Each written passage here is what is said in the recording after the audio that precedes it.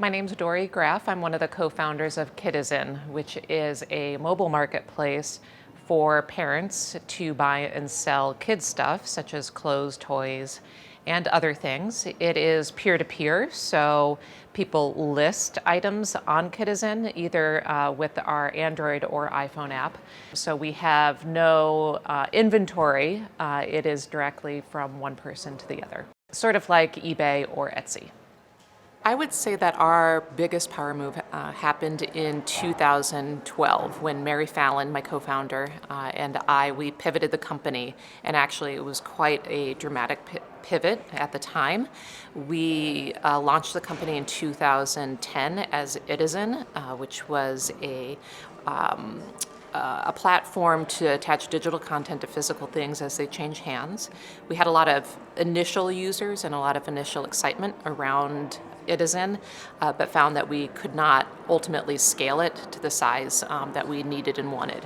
And so we were faced with the challenge of closing the business, going back to our agency jobs, or continuing. And at that point, we knew we were onto something. We knew we couldn't give up. And we were also hooked in terms of just being entrepreneurs and hooked on the whole startup experience. And so that's at the point at which we changed to a marketplace specifically for parents. And we made that decision through testing and learning, talking to the different communities that were using Kidizen, and taking the platform, making modifications, and testing to make sure that there was a market actually for that. As entrepreneurs, when we have a big idea, it is always a big jump. There's a huge leap of faith that you do need to take when you make that jump, whether it's leaving your job or putting your own money into it. What we found, though, when we were pivoting was, even as entrepreneurs, there's a lot of risk involved, but we do need to mitigate our risk as much as possible. Just like investors do, we need to do it as well on our side.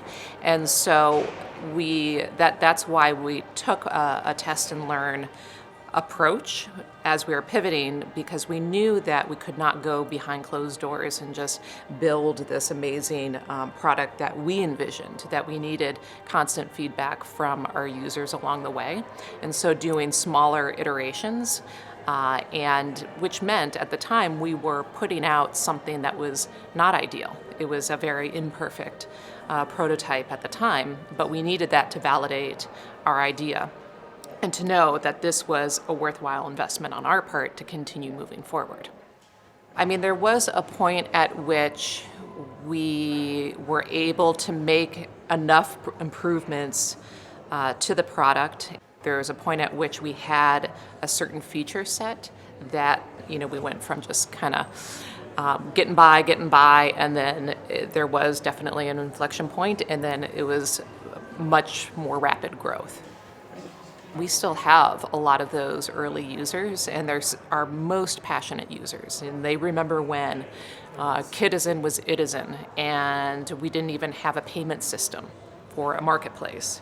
That's how rough it was when we first launched it, but they really wanted it. They wanted to be a part of this, and we've brought them along on that journey.